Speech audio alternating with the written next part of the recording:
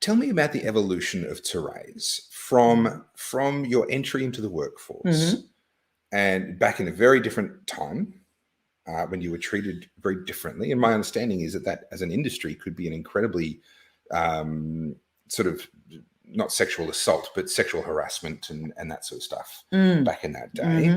And still is in certain pockets now, although gradually that is being dealt with.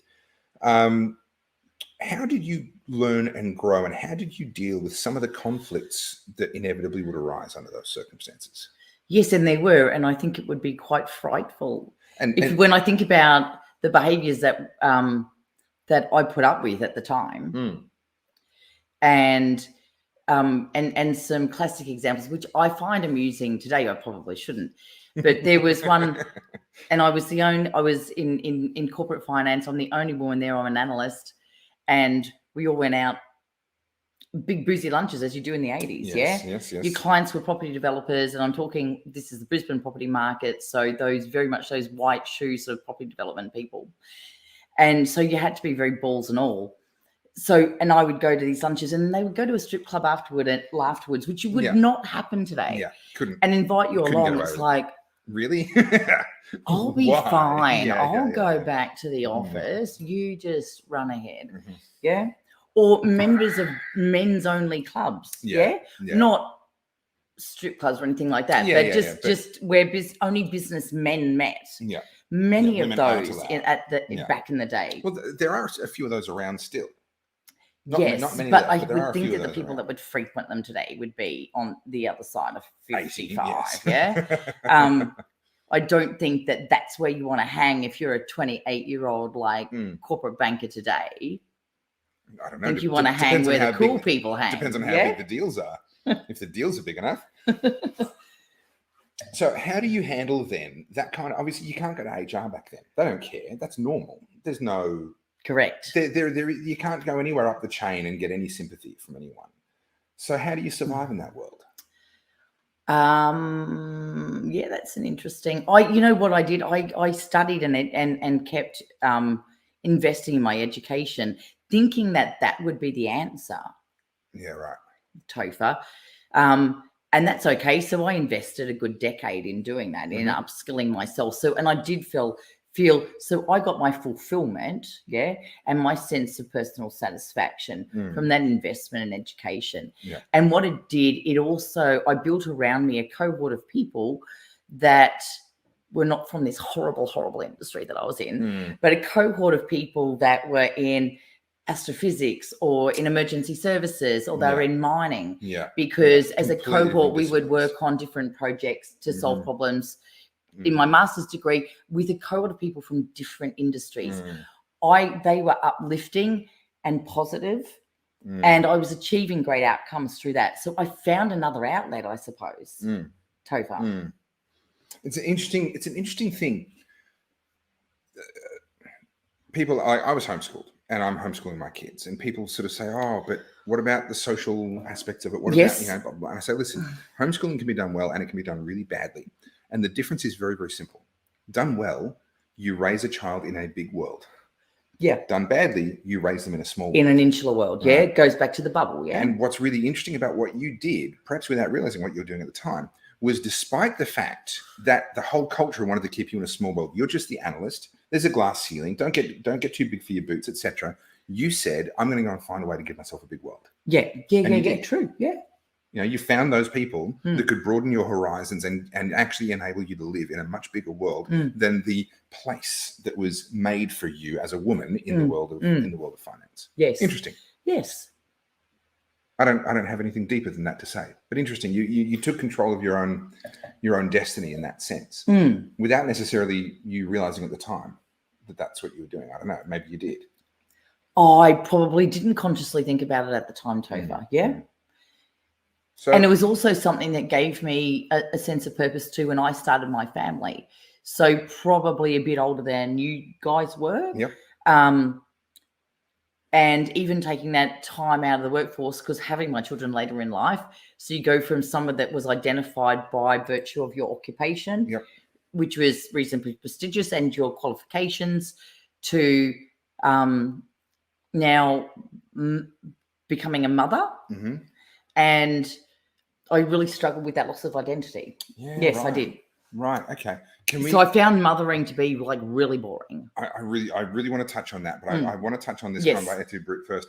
Very interesting chat. Amazing how far we've come from gender discrimination and how far back we're willing to go with discrimination in general all of a sudden. And this is why I thought this chat would be very, very valuable. This is your comment there is spot on for why I believe this chat is really valuable and really timely. Heading into Christmas, heading into when we're going to be catching up with a bunch of people that have very different views, and some of them have views that amount to discrimination. Now, I have an anecdote on that I want to give, but I'm not going to, because I think it's more important that we come back to what you were saying about your transition into motherhood. Yes. And I'll come back to the anecdote on discrimination a little bit later. You found motherhood boring. You felt that you lost your identity from what you just said. Yes. I expected that a switch would turn on and it would be the ultimate fulfillment. And that didn't happen for me. Yep. And I felt immense guilt about that. Yeah. Topher. Yeah. Like, what's wrong with me? Yep. But today I would say that's just not my thing. But back then you didn't have the option of it not being your thing. You're a woman. You have to feel good about being a mother. That was the cultural expectation. Yeah. And I mean, my wife's similar. She had a somewhat eventful birth of our first child, ended up in an emergency Caesar. 2 days later, she wanted a laptop back because she was bored and she wanted to be doing some work. So she's sitting there trying to recover from a C-section with a laptop perched on a shrinking belly and trying to get work done and keep up with clients. Not because she had to. There was nothing that urgent, but because that's just the way her brain was wired. Whereas I'm perfectly happy changing nappies and taking kids for walks and doing that sort of stuff. And, she's just not wired that way. But I think having been another decade or so later, decade and a bit later than when you had your children, I think attitudes had shifted enough by then that it was more allowed than what it was when you went through that. Yeah, that's probably it would be very rare to find a man. And when I had my kids, that there would be a fellow that would be the full-time carer of those children. That would be, I can't think of one actually example. So discrimination is a really interesting thing, and we are seeing a reintroduction of it now. Can I also say that breastfeeding my children at and I was living in Adelaide at the time, at the Adelaide Museum, and being absolutely like stared down at with those eyeballs because I was breastfeeding at the museum. Yeah, I can't imagine that happening today. So that never even crossed my mind as an issue until my wife and I, with our firstborn, he was 4 months old, we went over to America. We were in Tennessee. We were in Nashville, Tennessee. And my wife says to me, "Let's go to Hooters." I'm like, my wife is taking me to Hooters? Like, what in the world is going on? I'm like, okay, fine. Turns out that the myth of Hooters is very much outdated. What they wear is more than what I used to teach dancing. Yeah. Right. I've danced with plenty of girls wearing a lot less. So it's not as exciting as you might be led to believe, fellas. Anyway, we went to Hooters. We got some wings, I think, and dipping sauces and that typical American sort of stuff. And then it was time for Winston to have a feed. So away my wife goes. She feeds him. We didn't think anything of it. But then one of the Hooters girls comes over and she says, "Oh, I love that. I love that you just do that." And it was like, this is amazing, like carrying on like she'd never seen it before. And this was my first real sort of glimpse of, hang on, there are parts of the world where this stuff is not normal. Yeah. And for me in Melbourne, this is really very normal. And that leads into the anecdote I was going to give a moment ago. Sorry, did you have? No. So, Edwina is struggling at the moment with a particular client's situation. It's not the client that's the problem, it's the situation. Because this is something that we've been very not immune to. Immune to at a personal level, yes, but we've never even really seen it. It hasn't happened in our vision before. And that is a situation where there is a woman who is trying to buy a house, has the finances, has the real savings, all that stuff. So my wife's a mortgage broker. She's helping with the money, with getting the loan. She keeps putting in offers on houses and keeps getting knocked back. And she's now arrived at a situation where she had a real estate agent admit to her that hers was the biggest offer by more than $10,000. Yes. and the seller chose a lower offer instead of hers. Mm-hmm. Now, I can understand if someone was renting, there might be, you might be concerned about someone's stability of work, or there might be other things where the money's not the main thing. Not if you're selling. But if someone's buying from you, you just get the conveyancer to get the settlement to happen. You've got their money. Why do you care? Well, this woman's Sudanese. And the person that she's been going with, who already owns a house, to look at these properties is another Sudanese friend of hers, again, a female. Yes. And so they've been traveling around looking at these houses, talking to the real estate agents, putting in the offers, getting absolutely nowhere. And they're putting in, and they now know for a fact that they're putting in very fair offers. And the friend who owns a house, also Sudanese, realized she bought her house without the agent having ever met her. And she was using an Anglo name.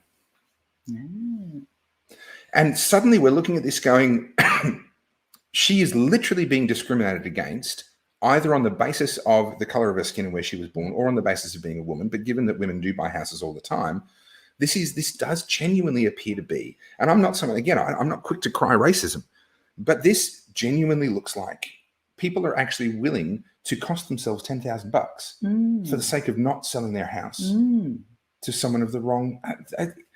It explodes my brain that this is still around. Yeah.